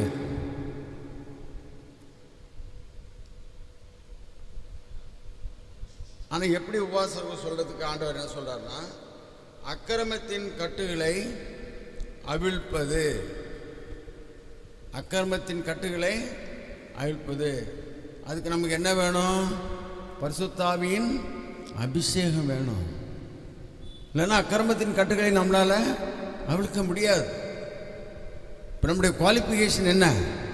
அபிஷேகம். 2வது, நுகத்தடியின் பிணையங்களை நிகழ்கிறது. அதனால தான் எத்தனை பேர் அடிமையாக இருக்கவங்களெல்லாம் என்ன பண்ணுறாங்க, போய் விடுதலை பண்ணுறாங்க. அந்த காலத்தில் விற்றுருக்காங்க. இப்போவும் சில பேர் அடிமையாக, கொத்தடிமையாக, அந்த செங்கல் சோழவாய் இருக்கிறதுலாம் கொத்தடிமையாக இருப்பாங்க. அதெல்லாம் விடுவிக்கிறாங்க. நெருக்கப்பட்டவர்களை விடுதலையாக்குவது, சகல நுகத்தடிகளை உடைத்து போடுவது, பசி உள்ளவனுக்கு உன் ஆகாரத்தை பகிர்ந்து கொடுப்பது, துரத்துண்ட சிறுமியானவர்களை வீட்டில் சேர்த்துக் கொள்வது, வஸ்திரம் இல்லாதவனுக்கு வஸ்திரம் கொடுப்பது, உன் மாம்சமானவனுக்கு உன்னை ஒழிக்காமல். இவ்வளவும் சமுதாயத்தில் செய்ய வேண்டிய காரியங்கள். அதனால தான் அந்த காலத்தில் மிஷினரிஸ் பண்ணாங்க. ஆனால் நம்ம ஆளுங்க என்ன சொன்னாங்க, அவங்க மதம் மாற்றத்திற்காக அப்படி செய்கிறாருன்னு சொன்னாங்க. இல்லை பிரியமானவர்களே, வேதம் சொல்லுகிறது நம்ம கிறிஸ்டியானிட்டியோட மிஷினரி ஆக்டிவிட்டியும் இருக்கணும். நம்ம பிஷப் ஐயா சொன்னாங்க, ரொம்ப சர்வீஸ் பண்ணுறாரு அப்படின்னு. அந்த இன்ட்ரொடக்ஷனே தேவையில்லைன்னு நினைக்கிறேன். ஏனென்றால் அது ஒவ்வொரு கிறிஸ்தவனுடைய கடமை. இந்த காரியங்கள் சமுதாயத்திற்கு நம்ம கடமைப்பட்டிருக்கோம். சில விதத்தில் நான் இவரை கொஞ்சம் அப்ரிஷியேட் பண்ணுவேன். என்னென்னா, பேஷண்ட்டெல்லாம் ஒரு ஃபோன் அடித்து சொல்லுவார், இவன் வரா அவன் வரப்பார் சொல்லு. சபையில் நம்ம ஆண்டவரை ஏற்றுக்கொள்ளுங்கன்னு சொல்கிறது மட்டும் இல்லை, பைபிளே போட்டிருக்குல்ல, நீ குளிர் காஞ்சி நல்லா இரு அப்படின்னு ஒரு ஏழையை பார்த்து சொன்னால் அவன் எப்படி இருப்பான்? அவனுக்கு நீ ஆகாரம் கொடுக்கணும், அவனுக்கு பெட்ஷீட் கொடுக்கணும். நீ சமாதானமாக போன்னு சொன்ன எப்படி சமாதானமாக போவான்? அதனால் நம்மளுடைய காரியங்களில் missionary activity it is compulsory. எல்லாரும் செய்யணும். அவங்க லெவலில், உங்கள் லெவலில் பள்ளிக்கூடத்தில் இருந்தீங்கன்னா உங்கள் ஸ்டூடெண்ட்ஸுக்காகவும், மற்றபடி ஆஃபீஸில் இருந்தால் அவங்க கொலீக்ஸ்க்காகவும், பப்ளிக் சர்வீஸில் இருந்தாக்கா மக்களுக்காகவும் நாம் சர்வீஸ் பண்ணியே ஆகும். அது ஆண்டவர் விரும்புகிறார், கண்டிஷன் போடுறார். அடுத்தது நம்ம பற்றி சொல்கிறார். நம்முடைய பாவங்களை மறைக்காமலும் ஆண்டவரை நோக்கி கூப்பிட்டு மற்றவர்களை குறை கூறாமல் பெருமைப்படாமல் இரக்கம் பாராட்டுதல், கம்பேஷன், தேவையுள்ளவர்களை சந்தித்தல், அப்புறம் கடைசியாக ஓய்வு நாளை ஆசரிப்பது. இது ரொம்ப முக்கியம். நிறைய பேர் ஓய்வு நாள் அது பழைய நியாயப்பிரமாணங்க அப்படின்லாம் இல்லை. ஓய்வு நாள் ஆசரிப்பு என்பது மிக முக்கியமான காரியம். நான் நிறைய பேரை பார்த்துருக்கேன். எனக்கு நான் கமெண்ட் பண்ணக்கூடாது. எனக்கு இந்த ஓய்வு நாளில் சர்ச்சுக்கு போகாமல் டியூஷன் அனுப்புறது எனக்கு பிடிக்கவே பிடிக்காது. ஏனென்றால் நான் எங்கள் அம்மா வளர்த்தது என்னென்னா, ஞாயிற்றுக்கிழமை பைபிள் வாசிக்கணும், இல்லை சும்மாவாது இருக்கும். ஆனால் நம்ம இப்போ என்ன பண்ணிக்கிறோம், ஞாயிற்றுக்கிழமை தான் லீவு, அன்றைக்கி தான் நம்ம விருந்து வைக்க முடியும். நாங்கள் அப்படி வச்சோம், விருந்து வந்தாங்க. ஆனால் விருந்தினர் வந்தால் நம்ம சாயந்தரம் கோயிலுக்கு போக முடியாது. அவங்க பேசிகிட்டே இருப்பாங்க, நீங்கள் போங்க நம்ம சொல்ல முடியுமா? அதற்கு பிறகு தான் நாங்கள் வீட்டில் வந்து ஞாயிற்றுக்கிழமை யாருக்கும் விருந்து வைக்கிறதே இல்லை. வச்சோம்னா வீக்லி டேஸில் வச்சுருவோம். ஏன்னா சண்டே வச்சாக்கா நம்மளுடைய சபை கூடுதலோடு நம்ம சேர முடியாது. அவங்க பாட்டு உட்காந்து பேசிகிட்டே இருப்பாங்க, ஊருக்கு அது எல்லாத்தையும் நாங்கள் போகிறோன்னு சொல்லவும் முடியாது. அதனால் ஞாயிற்றுக்கிழமையை பற்றி சொந்த காரியங்களுக்கு முக்கியத்துவம் கொடுக்காமல் அதை மனமகிழ்ச்சி நாள் என்று மகிமைப்படுத்தணும்னு சொல்லியிருக்கு. அதனால் முக்கியம் மகிமைப்படுத்தணும். இவ்வளோலாம் பண்ணாக்கா நமக்கு ஆசீர்வாதம் இருக்குது. பிளெஸ்ஸிங் இல்லாமல் எந்த சாப்டரும் நம்ம பைபிளில் க்ளோஸ் ஆகாது. உன் வெளிச்சம் பிரகாசிக்கும், நீங்கள் பூமிக்கு உப்பாக இருக்கிறீர்கள், நீங்கள் பூமிக்கு வெளிச்சமாக இருக்கிறீர்கள். அப்போ நம்ம போகும்போது என்ன போனோம், இருள் வெளியில் போகணும். அப்போ நம்ம பிரகாசிப்பு நம்ம வேலை பார்க்குற இடத்துல, நம்ம பப்ளிக்கில் மூவ் பண்ணுற இடத்துல, ஆலயத்தில் நம்மளை பார்த்தாக்க என்ன பண்ணணும், இருள் போகணும். அந்த அளவுக்கு நம்முடைய சாட்சி இருக்கணும். உன் சுக வாழ்வு துளிர்க்கும். நம்ம தபசு காலத்தில் துளிர்ப்பின் காலமாக இருந்தால் கூட நம்முடைய சுக வாழ்வு துளிர்க்கும். உன் நீதி உனக்கு முன்பாக போகும், கர்த்தருடைய மகிமை உன்னை பின்னாலே காக்கும். ரியர் காட் அப்படின்னு போட்டிருக்கு. ரியர் காட் அப்படின்னா, இப்போ நீங்கள் யாராவது பெரிய விஐபிஸ் போனாங்க அப்படின்னா ஒரு பெரிய டீம் பின்னாடி போகும், 14 வண்டி போகும். அதில் வந்து போலீஸு, ரெவென்யூ டிபார்ட்மெண்ட்டு, கடைசியில் ஒரு போலீஸ் வேன் இருக்கும். அதுதான் ரியர் கார்டும்பாங்க. ஏன்னா பின்னாடி யாரும் அட்டாக் பண்ணக்கூடாது. அதுக்கு முந்தின வந்து ஆம்புலன்ஸ், அதில் டாக்டரும் போவாங்க, எந்த கவர்னர் யார் போனாலும். அதுமாரி ஆண்டவர் போகிறாருங்கிறார் நம்மளோட. இவ்வளோ ஆச்சரியமாக இருக்கு பாருங்க. மனுஷன் ஒரு விஐபி போகிறதுக்கு ரியர் கார்டு வச்சுருக்கான், ஆண்டவர் நமக்கு ஒரு ரியர் கார்டு வச்சுருக்கிறார். எவ்வளோ ஆச்சரியம் பாருங்கள். சுத்தியிலும் பாதுகாப்பு.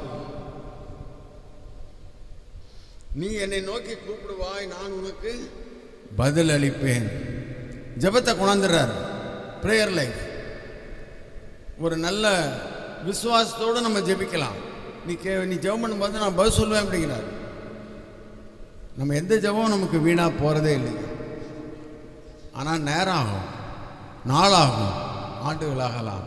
ஆனால் நம்முடைய கூக்குரலை கேட்குற ஆண்டவர் ஜெப வாழ்க்கையை இப்போ சொல்கிறாரு. கடவுள் உன்னை தொடர்ந்து வழி நடத்துவார் அவருடைய வார்த்தைகள் மூலமாக. இது ஒரு பிளெஸ்ஸிங். நம்ம இந்த பக்கம் போகிறதா அந்த பக்கம் போகிறது ஒரு பெரிய, அது ஒரு மோசமான கேள்வின்னு நான் நினைப்பேன். ஆண்டவர் நம்ம கையில் வந்து இப்படி சரியா அப்படி சரியான்னு சொல்லிட்டார்.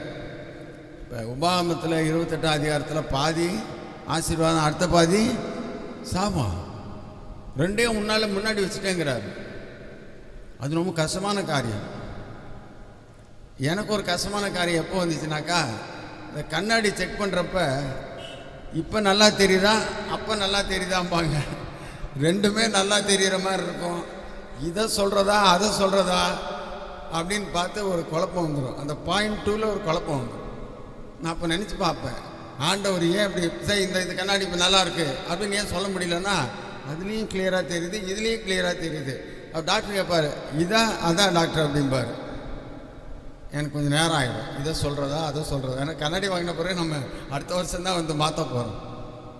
ஆண்டவர் அதுமாரி ஒரு சுதந்திரத்தை நம்மகிட்ட கொடுத்துட்டாரு. அது நம்ம கஷ்டமாக இருக்கு. ஆனால் வழி நடத்துறதுக்கு வேத வசனங்களை கொடுத்துட்டார். நீ வசனத்தை நீ படிச்சின்னா உனக்கு கன்ஃபியூஷன் வராது. எல்லா டிசிஷன்லேயும் ஒரே பாயிண்ட்டு, நான் ஆண்டவரை மகிமைப்படுத்தணும். நான் இந்த காரியம் பண்ணால் மகிமையாக இருக்குமா, அதை நம்ம கண்டுபிடிச்சிடலாம். வேண்டான்னா விட்டுறணும்.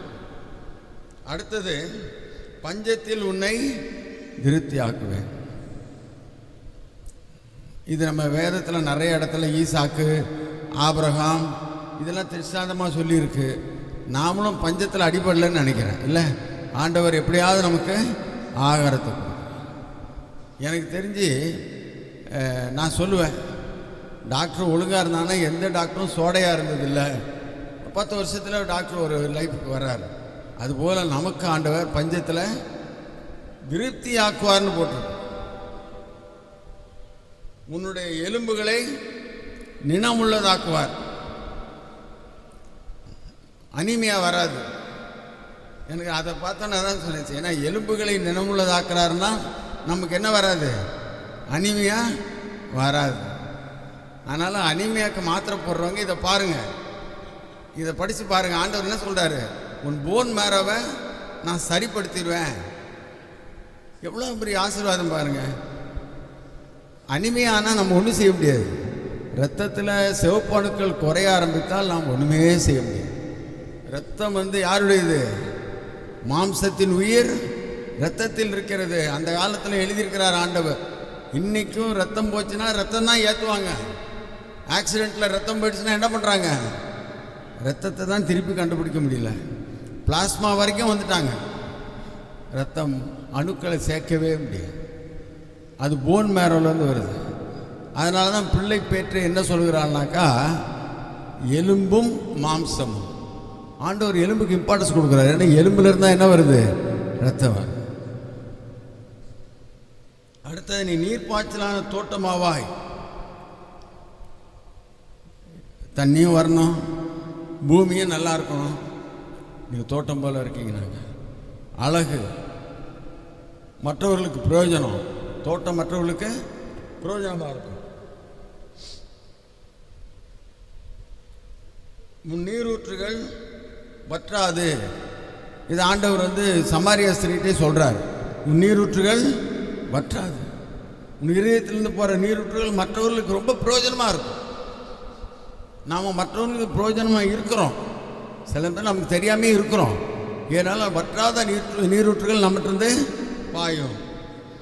காலியான இடங்களை நிரப்புவாய். ஒரு நிறைவு. அதனால தான் குறைவுபட்ட இடத்துல போய் நம்ம நிறைவாக்குறோம். மெயினாக கிறிஸ்டியன்ஸை பிடிக்காத காரணம் என்னென்னா, ஒரு ஊருக்கு போனான்னு வச்சுக்கோங்க, ஒரு கிராமத்துக்கு, முதல்ல என்ன பார்ப்பான்னாக்கா, எவ்வளோ பேர் இங்கே சாப்பிடாமல் இருக்கான், எவ்வளோ பேர் ஏழையாக இருக்கான், எவ்வளோ பேர் ட்ரெஸ் இல்லாமல் இருக்கான். நம்ம கணக்கு அதில் தான் இருக்குது. அதனால தான் கவர்மெண்ட் கிறிஸ்டியன்ஸ் என்ன பண்ணுறதில்ல, லைக் பண்ணி இவங்க போனோன்னா அந்த ஸ்டாட்டிஸ்டிக்ஸ் தான் முதல்ல கொடுப்பான். அந்த 4 மாடி வீடு இருக்குது, 5 பணக்காரன் இருக்கான்னு எங்கேயும் சொல்லி கேள்விப்பட்டிருக்கவே முடியாது. ஒரு கிராமத்துக்கு ஊழியம் போனால் நம்ம முதல்ல என்ன பார்க்குறோம், யாருக்கு என்ன தேவை என்பதை நான் பார்க்குறோம். அதை தான் சொல்கிறார், காலியான இடங்களை நிரப்புவாய். அநேக தலைமுறைகள் உன் சந்ததியில் உருவாகும். அடுத்த ஜென்ரேஷன், நம்ம பிஷப்புடைய அப்பா பாஸ்டர், அடுத்த ஜென்ரேஷன், அதுக்கு அடுத்த ஜென்ரேஷன், இன்னொருத்தவங்க உட்காந்துட்டு இருந்தார், எங்கே போயிட்டாரு, ரைட்டு. நீ கர்த்தருக்குள் மகிழ்ச்சியாக இருப்பாய். நீ பூமியின் உயர்ந்த இடங்களில் உன்னை. ப்ரமோஷனுக்கு நம்ம ஆட் பண்ண வேண்டிய தேவையே இல்லை. கடவுள் நமக்கு என்ன பண்ணுறாரு, ப்ரொமோஷன் கொடுத்துக்கிட்டே இருப்பார். தேவைப்பட்ட நேரத்தில் தேவைப்பட்ட டிபார்ட்மெண்ட்டில் கடவுள் ப்ரொமோஷன் கொடுத்துக்கிட்டே இருப்பார். நான் இங்கே படிக்க வரும்போது, ஃபஸ்ட் இயர் படிக்க வரும்போது தஞ்சாவூருக்கு, எனக்கு ரேகிங்னால் ரொம்ப பயம். அப்போல்லாம் ரேகிங் ரொம்ப சிவியராக இருக்கும். சீனியர்ஸ் வந்து ரொம்ப ரேக் பண்ணுவாங்க. நான் ரொம்ப பயந்துட்டுருப்பேன். அப்போ என்னுடைய கசின் சிஸ்டர், இன்னொரு கசின் பிரதர், இன்னொருத்தங்க இருந்தாங்க. 3 பேர் தான் எனக்கு கார்டியன். இன்னும் கவலைப்படாத, நாங்கள் பார்த்துக்குறோம், எல்லாம் சீனியர்ஸ். அதனால் அந்த தைரியத்தில் நான் வந்து ஃபஸ்ட் இயர் ரொம்ப பயந்து ஃபஸ்ட் இயர் பாஸ் பண்ணேன். அப்போ செகண்ட் இயர் போகிறப்ப அனாட்டமி ஃபிசியாலஜிலாம் போகிறதுனா, அனாட்டமி பாஸ் பண்ணால் அரை டாக்டர்னு நாங்கள் சொல்லுவோம். ஏன்னா அனாட்டமி பாஸ் பண்ணவே முடியாது. இவ்வளோ பெரிய புஸ்தகம், 6 கேள்வி, நோ மல்டிபிள் சாய்ஸ். 6 கேள்வி, 6 கேள்வியும் பதில் எழுதினாதான் பாஸ். அதில் ஒரு கேள்வி பதில் எழுதுனா பாஸ் கொடுக்க மாட்டாங்க. அதனால தான் அனாட்டமி பாஸ் பண்ணால் அரை டாக்டர்னு சொல்லிக்குவாங்க. எனக்கு ரொம்ப பயமாக போயிடுச்சு. நம்ம எப்படி எல்லா சப்ஜெக்ட்டும் பாஸ் பண்ண போகிறோம், ஃபிசியாலஜி இருக்குது, பயோகெமிஸ்ட்ரி. அப்போ ஏசாயா தீர்க்கதரிசி நாகமத்தில் 41:13 உன் வலதையை பிடித்து நான் உனக்கு துணை நிற்கிறேன் அப்படின்னு எங்கள் அக்கா ஒரு வசனத்தை எழுதி என் கிளாஸ்மேட்டை கொடுத்து விட்டாங்க. இவனை இதை படிச்சுட்டு போக சொல்லு அப்படின்னு. நான் அந்த வசனத்தை படித்து எப்போதும் பரீட்சைக்கு போகிறதுக்கு முன்னாடி அந்த வசனத்தை படிச்சுட்டு போயிட்டுருப்பேன். நான் திருநெல்வேலிக்கு போனேன். திருநெல்வேலிக்கு டீனாக போனேன். எனக்கு என்ன ஆச்சரியன்னா, அங்கே மோகன் சிலாசஸ் மீட்டிங் போகிறப்ப அங்கே ஜீசஸ் உட்கார்ந்துருக்க மாதிரியும், அதுக்கு முன்னாடி ஒருத்தர் முட்டி போட்டுட்டு இருக்க மாதிரியும், நான் உனக்கு துணை நிற்கிறேன்னு சொல்லி ஒரு பெரிய படம் இருந்துச்சு. அங்கே அவரோட கூட ஒரு டாக்டர் வருவார், மோகன் சிலாசரஸோட. அவர்கிட்ட சொன்னேன், எனக்கு இந்த வசனம் ரொம்ப ஆச்சரியம், நான் செகண்ட் இயர்லேருந்து அதை பார்த்துக்கிட்டு இருக்கேன். இப்போ நான் டீன் ஆவேன்னு நினைக்கல, ஒரு இன்ஸ்டியூஷன் ஹெட் ஆவேன்னு நினைக்கல, நான் ஸ்டூடெண்ட்டாக ஜாயின் பண்ணியிருக்கேன் பயந்துட்டு. அப்புறம் அந்த படம் தான் இன்னும் எங்கள் வீட்டில் இருக்குது. அவர் அதை செஞ்சே கொண்டாந்து கொடுத்துட்டார். ஒரு வசனம் நம்மளை கடைசி வரைக்கும் என்ன பண்ணுது, வழி நடத்து. அவ்வளோ பவர்ஃபுல். நான் தான் யோசித்து பார்க்குறேன். ஒரே வசனம் தான், நான் உனக்கு துணை நிற்கிறேன். ஆண்டவர் ரொம்ப. யோவான் எழுதின சுவிசேஷம் 5ஆம் அதிகாரம் 1-14 வசனத்தில் நான் நமக்கு தெரிஞ்ச இன்சிடென்ட்ஸ் தான். 38 வருஷம் இருந்தான். பெதஸ்தா குளத்தில் இருந்தான். அந்த குளத்தில் வந்து தேவதூதன் கலக்கும்போது முதல்ல இறங்குறவனுக்கு சுகம் கிடைக்கும்னு தெரிஞ்சு போச்சு. அங்கே யார் வந்தா? ஆண்டவராக இயேசு கிறிஸ்து. அந்த இடத்துல யாரெல்லாம் இருக்கான் பாருங்க. குருடர், சப்பானிகள், சூம்பன உறுப்புடையவர்கள், வியாதிக்காரர் அநேகர் படுத்திருந்தார்கள். அந்த இடத்துக்கு யார் வர்றார்? ஆண்டவராகிய இயேசு கிறிஸ்து. நம்ம யோசிச்சு பாருங்க, நம்மை தேடி வருகிற ஆண்டவர் எங்கே போகிறாரு? பெதஸ்தா குளத்துக்கு போகிறாரு. அதனால் நம்ம நிறைய டைமில் நம்ம பிஷப்பும் போவார் ஹாஸ்பிட்டல் விசிட், போய் பேஷண்ட்ஸை பார்த்து ஜெபம் பண்ணிட்டு வர்றது. ஏன்னா ஆண்டவர் அதை செய்து காட்டுறார். அவர் வந்தார். வந்த உடனே அந்த 38 வருஷம் வியாதியாக இருக்கவனை அறிந்து அவன்கிட்ட போய் என்ன கேட்குறாரு? நீ சுகமாக வேண்டும் என்று விரும்புகிறாயான்னு. எனக்கு இந்த கேள்வி ரொம்ப ஆச்சரியமாக இருக்கும். ஒரு பேஷண்ட் வரான்னு வச்சுக்கோங்க, ஐயோ சோமான அதுக்கு தான் சார் பணம் கட்டி அட்டையெல்லாம் போட்டு வந்திருக்கேன். நான் கேட்டேன்னு வச்சுக்கோங்க, என்ன சொல்லுவான்? அதுக்கு தான் சார் அட்டையெல்லாம் போட்டு வந்திருக்கேன், இந்த கேள்வி கேட்குறாரு அப்படின்னு. நான் அதை ரொம்ப நாளாக யோசித்தது உண்டு. ஏன் ஆண்டவர் அதை கேட்டார்? ஏனென்றால் அவன் ஆண்டவராக இயேசு கிறிஸ்து அவன் அறியவில்லை. அங்கே இருக்க யாருமே அறியவில்லை. அதனால தான் அவன் என்ன சொல்லணும்? ஆமாம் ஆண்டவரே, நான் ரொம்ப வருஷம் கஷ்டப்பட்டு இருக்கேன், நான் சுகமாகணும். அதுதான் பதில். அதுதான் நீ எதிர்பார்த்த ஆன்சர். நம்மளை கேட்டால் அதானே சொல்லணும். ஆமாப்பா, எனக்கு எப்படியாவது இந்த மீட்டிங் வந்திருக்கேன், கடவுள் என்ன சோப்படுத்தணும், நீ ஜோம் பண்ணிக்க, அப்படி தான் சொல்லுவான். இவன் ஒரு குறை சொல்லிட்டு இருக்கான், நான் யாரையும் கொண்டு விட மாட்டேங்கிறான், மற சோமானவன் வீட்டுக்கு தான் போவான், திருப்பி இன்னொருத்தனை கேட்டு உட்காந்துட்டா இருப்பான். அப்போ ஆண்டவரை பற்றி யாருமே சொல்லலை, அவளுக்கு தெரியல. தெரிஞ்சிருந்துச்சுன்னா இந்த லிஸ்ட்டு கொடுத்துருக்கு பாருங்க. அத்தனை லிஸ்ட்டும் சுகமாக இருக்கும். ஒரு ஊருக்கு போனாக்கா, ஒரு ஊருக்கு போனோன்னே ஆண்டவர் சுகப்படுத்துகிறாருன்னு எல்லா இடத்துலையும் சொல்லி எல்லா வியாதிக்காரலையும் கூட்டம் வந்துட்டாங்க. வீட்டுக்குள்ளே போக முடியாத அளவுக்கு கூட்டம், அவரை தொடறதுக்கு கூட்டம், அவரால் தொடப்பட கூட்டம், எல்லாரையும் ஆண்டவர் சுகப்படுத்தினார்னு பார்த்துருக்கோம். ஆனால் பெதஸ்தால என்ன பண்ணல, சுகமாக்கலை. ஏன்னா அவரை யாரும் சொல்லலை. அங்கே இருக்க யூதர்கள்லேருந்து ஜீசஸ் வரப்போறாரு. குருடனுக்கு யார் சொன்னா? குருடன் கேட்குறான், இந்த எரிகோவுக்கு எவரும் ரொம்ப பேர் போக மாட்டானே, இப்போ ரொம்ப தடப்படாத சவுண்டு கேட்குதே, நிறைய பேர் போகிறான் போல இருக்கு அப்படின்னு கேட்குறேன். என்னங்க விசேஷம்? அதில் ஒருத்தன் மட்டும் என்ன சொன்னான், இயேசு போகிறாருன்னா. பெரிய சுவிசேஷம் அது. ஒரே ஒரு ஆள் என்ன சொல்கிறான், இயேசு போகிறாரு சொல்லிட்டு அவன் போயிட்டான். இவன் உடனே பார்த்துட்டான். இவன் குருடன் இயேசுவை பார்க்கல. உண்மையாக அவர் இயேசுவா, இவர் இயேசுவா இருப்பாரா? சந்தேகம் கேட்கல. நீ நமக்கெல்லாம் அந்த சந்தேகம் வந்திருக்கும், இயேசுவா நெசமாவா போகிறாரா அப்படி இல்லை. அவன் உடனே தாவீதின் குமாரனே எனக்கு இறங்கும். பக்கத்தில் அப்போ பெரியவர் போயிட்டுருக்காரு, நீ உனக்கு கொடுக்குற அளவுக்கு அவர்களெல்லாம் காசு இல்லையா? ஒருத்தன் கூட சொல்லியிருப்பான், அவர் ஒன்றும் பணப்பையெல்லாம் கையில் வச்சில்ல, நீ பட்டு கத்திட்டு இருக்க அப்படின்னு சொல்லி. ஆனால் அவன் என்ன பண்ணா, நான் காசுக்கு இல்லை, நான் இன்னைக்கு சுகமாக போகிறேன். இன்னும் அதிக சத்தமாக கூப்பிட்டோன்னே ஆண்டவரை இயேசு கிறிஸ்து இட் ஹாஸ் ஹால்டட்.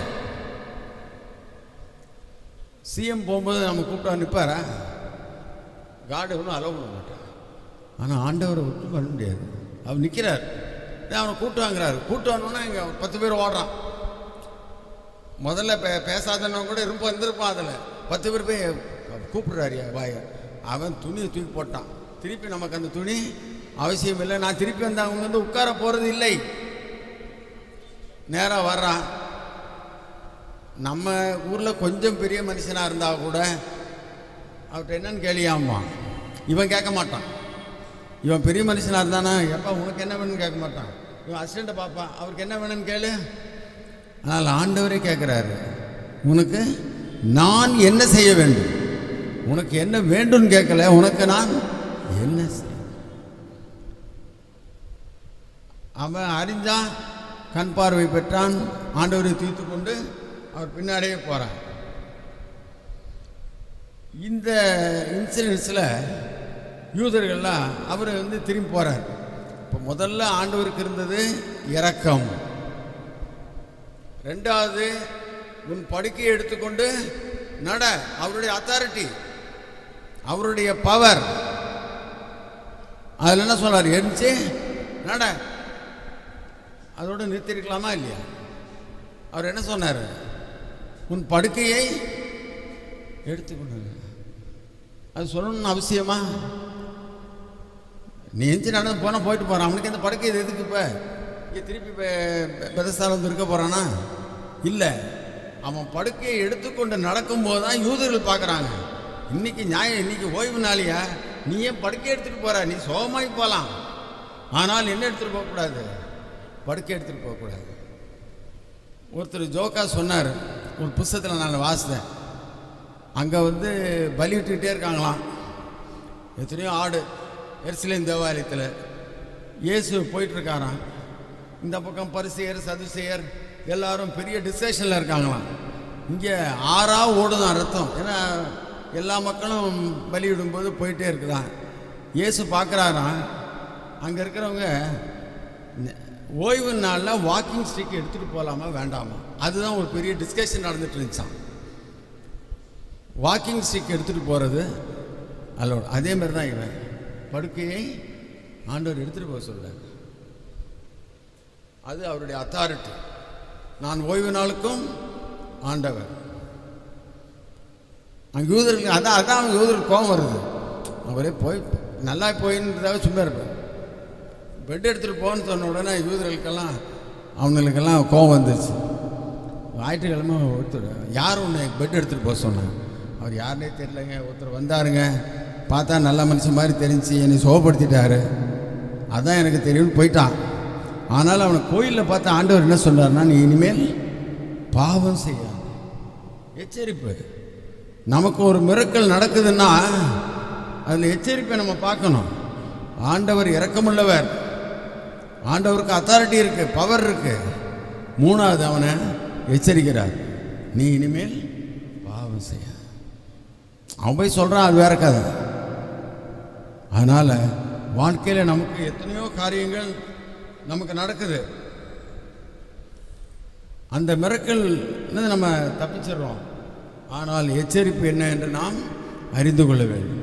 நம்மை தற்பரிசோதனை செய்து அறிந்து கொள்ள வேண்டும். இதில் ஏதாவது ஒரு பாவம் இருக்கா? ப்ரூஃப் தேவையில்லை, அவரவருக்கு தெரியும். இப்போ இவனுக்கு செஞ்ச பாவம் இவனுக்கு தெரியும். ஆண்டவர் பாவத்தை சுட்டி காட்டல, பாவம் செய்யாதே அப்படின்ட்டார். அதனால் ஓய்வு நாள் ஆசரிப்பு அப்படிங்கிறத ஆண்டவருடைய காரியமாக நம்ம பார்க்கணும். இதை ஃபைனலாக முடிக்கிறார். எப்படி முடிக்கிறாருனாக்கா, மத்தேயு 25 நமக்கு தெரியும், வலப்பக்கம் செம்மறி ஆடு, இடப்பக்கம் வெள்ளாடு. ஆண்டவர் சொல்கிறார், நான் பசியாக இருந்தேன், காவலில் இருந்தேன், நீங்கள்லாம் என்ன பார்க்க வந்தீங்க அப்படின்னு ஆண்டவர் பிரிக்கிறார். அப்போ இவங்கெல்லாம் கேட்குறாங்க, நாங்கள் உங்களுக்கு எப்போ பார்த்தோம்? காவலில் எப்போ பார்த்தோம்? பசியாக எப்போ பார்த்தோம்? நிர்வாணமாக எப்போ பார்த்தோம்? போது இந்த சிறியரில் ஒருவருக்கு நீங்கள் செய்கிறது எனக்கே செய்யுது. அந்த நியாய தீர்ப்போடு தான் ஆண்டவர் முடிக்கிறார். The difference between right and left. நம்ம எந்த சைடு போகிறோம்? லெஃப்டா ரைட்டா? எந்த சைடு? Right side. ஏன்னா அங்கே தான் நான் அது கூட பார்த்தேன், ஏன் ஆண்டவர் வெள்ளாட்டை தனியாக பிரித்தார், செம்மறி ஆட்டை தனியாக பிரித்தார். நான் யோசித்து பார்த்தேன், ஏன் செம்மறி ஆட்டை தான் ஆண்டவர் சொல்கிறாரு அப்படின்னு சொல்லி. செம்மறி ஆட்டுக்கே ஒரு கேரக்டர் என்ன உண்டு? ஒரு லைனை பிடிச்சதுன்னா அது போயிட்டே இருக்கும். வெள்ளாடு என்ன பண்ணாது? அப்படி போகாது, இங்கே கொஞ்சம் போகும், அப்படி திரும்ப அப்படி திரும்பும். அதனால தான் ஆண்டவர் அதை லெஃப்ட் சைடில் விட்டுட்டார் போல இருக்கு. செம்மறி ஆட்டை என்ன பண்ணிட்டாரு? Right side. ஒரு செம்மறி ஆடு ரோடை கிராஸ் பண்ணினா நீங்கள் காரை நிறுத்தியே ஆகணும். அந்த 20 செம்மறி ஆடை என்ன பண்ணும்? ரோடை கிராஸ் பண்ணியா செதறவே செதறாது. அதனால் ஆண்டவர் அந்த ஃபைனலாக அந்த நியாய தீர்ப்பில் முடிக்கிறார். ஏசாயால் ஆரம்பித்த காரியத்தை ஆண்டவர் நியாய தீர்ப்பில் முடிக்கிறார். இந்த உபவாச நாள் என்ன பண்ணோம்னா, நம்ம ஆண்டவரிடம் நம்மை அர்ப்பணிப்போம், அர்த்தமுள்ள உபவாசத்தை செய்வோம். ஆண்டவர் கிருபை செய்வார். ஆமென். ஹல்லேலூயா, பிரைஸ் தி லார்ட். உபவாசத்தை குறித்ததான ஒரு தெளிவான டெஃபினிஷன், ஒரு நல்ல ஒரு தெளிவான ஒரு சத்தியத்தை இன்றைக்கி நம்ம கேட்டிருக்கிறோம். ஒரு அல்லேலூயா சொல்லலாமா? சத்தமாக சொல்லலாமா?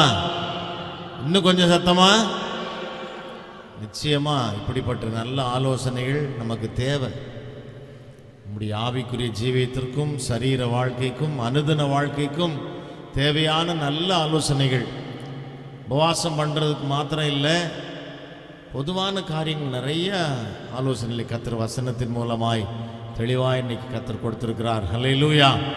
ஆகவே நாம் கர்த்தர் நன்றி செலுத்தி கர்த்தருடைய பாத்திரம் எப்போ கொடுத்து ஜெபத்தோடு இந்த ஆராதனை நாம் நிறைவு செய்ய இருக்கிறோம்.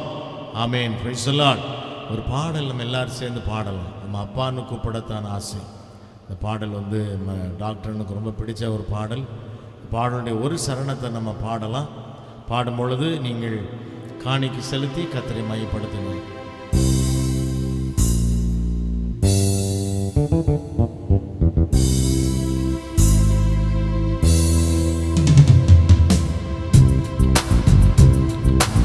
அப்பான்னு கூப்பிடத்தான் ஆசை, அப்பான்னு கூப்பிடவா, அம்மான்னு கூப்பிடத்தான் ஆசை, அம்மான்னு கூப்பிடவா, அப்பான்னு கூப்பிடவா, அம்மான்னு கூப்பிடவா, அப்பான்னு கூப்பிடவா, அம்மான்னு கூப்பிடவா, அப்பான்னு கூப்பிடத்தான் ஆசை, அப்பான்னு கூப்பிடவா, அம்மான்னு கூப்பிடத்தான் ஆசை, அம்மான்னு கண்ணீரை துடைச்சத பார்த்தா மானு சொல்லணும். என் விண்ணப்பத்தை கேட்டத பார்த்தா மானு சொல்லணும். என் கண்ணீரை துடைச்சத பார்த்தா அம்மானு சொல்லணும். என் விண்ணப்பத்தை கேட்டத பார்த்தா அப்பானு சொல்லணும். ஏந்துவதும் தாங்குவதும் பார்த்தா அம்மானு சொல்லணும். உங்க இரக்கத்தை உருக்கத்தை பார்த்தா அப்பானு சொல்லணும். என்ன ஏந்துவதும் தாங்குவதும் பார்த்தா அம்மானு சொல்லணும். உங்க இரக்கத்தை உருக்கத்தை பார்த்தா அப்பானு சொல்லணும். உம்மை அப்பானு கூப்பிடவா, உம்மை அம்மானு கூப்பிடவா, உம்மை அப்பானு கூப்பிடவா, உம்மை அம்மானு கூப்பிடவா, உம்மை அப்பானு கூப்பிடத்தான் ஆசை. உம்மை அப்பானு கூப்பிடவா, உம்மை அம்மானு கூப்பிடத்தான் ஆசை. உம்மை அம்மானு கூப்பிடவா, உம்மை அப்பானு கூப்பிடத்தான் ஆசை. உம்மை அப்பானு கூப்பிடவா, உம்மை அம்மானு கூப்பிடத்தான் ஆசை. உம்மை அம்மானு கூப்பிடவா. கரங்களை உயர்த்தி சோதனம் பண்ணுவோமா? ஹல்லேலூயா. கேட்ட நல்ல ஆலோசனைகளுக்காக கர்த்தருக்கு நன்றி செலுத்துவோமா? ஆமென். Praise the Lord. ஹல்லேலூயா. நம்முடைய டே டு டே லைஃப், நம்முடைய அனுதின வாழ்க்கையில் கடைபிடிக்க வேண்டிய நல்ல ஆலோசனைகளை இந்த நாளில் கர்த்தர் நம்ம கொடுத்ததற்காக மீண்டும் எல்லாரும் வலது கரத்தை உயர்த்தி ஸ்தோத்திரம் பண்ணுவோமா? எல்லாரும் ஸ்தோத்திரம் பண்ணுங்க. ஆமென். Praise the Lord. நாம் ஜெபிப்போம். அன்பும் இரக்கம் நிறைந்த பரிசுத்த பிதாவே, இந்த நல்ல கிருபையின் காலை ஆராதனை வேளைக்காக உம்மை துதிக்கிறோம்.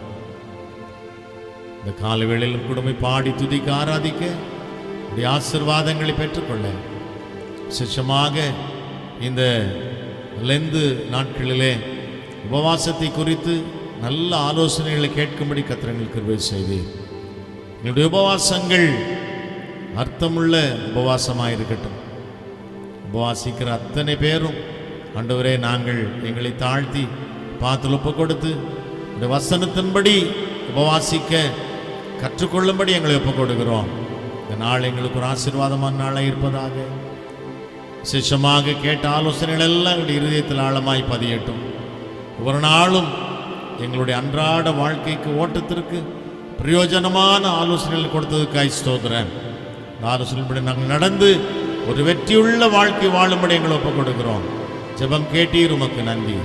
விழித்து நேசித்து உடைய பிள்ளைகள் கொடுத்த அன்பின் காணிக்கைகளையும் தசமபாக காணிக்கைகளையும் ஸ்பெஷல் ஆஃபரிங்ஸ் ஒழித்திற்காக ஜெபிக்கிறவர்கள், உதவி செய்கிறவர்கள், உழைக்கிறவர்கள் அத்தனை பேரையும் கர்த்தர் கரம் தொட்டு ஆசீர்வைத்து பலகி பெருக பண்ணுவீராக, விருத்தி அடைய செய்வீராக. ஜெபங்கள் பல் கொடுத்ததுக்காய் ஸ்தோத்திரம். பிள்ளைகளை சமாதானத்தோடு அனுப்புகிறதுக்காக உமக்கு நன்றி செலுத்துகிறோம். எல்லா துதி கன மகிமை யாவற்றையும் நாங்கள் உமக்கே செலுத்துகிறோம். இயேசுவின் நாமத்தில் பிதாவே, ஆமேன், ஆமேன், ஆமேன். எல்லாரும் சேர்ந்து சொல்லுவோமா? என் ஆத்துமாவே ஸ்தோதரி, என் உள்ளமே அவருடைய பரிசுத்த நாமத்தை ஸ்தோதரி. என் ஆத்துமாவே கர்த்தரை ஸ்தோதரி, அவர் செய்த சகல உபகாரங்களையும் மறவாதே. ஆமென். ஆமென், ஆமென். நம்முடைய ஆண்டவராகிய இயேசு கிறிஸ்துவின் கிருபையும் பிதாவாகிய தேவனுடைய அன்பும் பரிசுத்த ஆவியானுடன் சகவாசமும் சந்தோஷமும் சமாதானமும் நம் அனைவரோடும் குடைந்தும் என்றும் சதா காலங்களிலும் இந்த வருக பரியந்தம் இருப்பதாக. ஆமென், ஆமென், ஆமென். அல்லேலூயா, அல்லேலூயா, அல்லேலூயா, அல்லேலூயா, அல்லேலூயா. அல்லேலூயா. ஆமென். நல்ல கரங்களை உயர்த்தி சொல்லுவோமா? அல்லேலூயா. ஆமென். அவர் செய்த சகல உபகாரங்களையும் மறவாதே. ஆமென். Praise the Lord. எல்லாரும் சேர்ந்து இந்த பாடலை பாடி நாம் கர்த்தரை மகிமைப்படுத்துவோம். ஹalleluya. ஆமென். ஹalleluya. என் ஆத்துமாவே கர்த்தரை ஸ்தோத்தரி, என் முழு உள்ளமே அவர் பரிசுத்த நாமத்தை ஸ்தோத்தரி.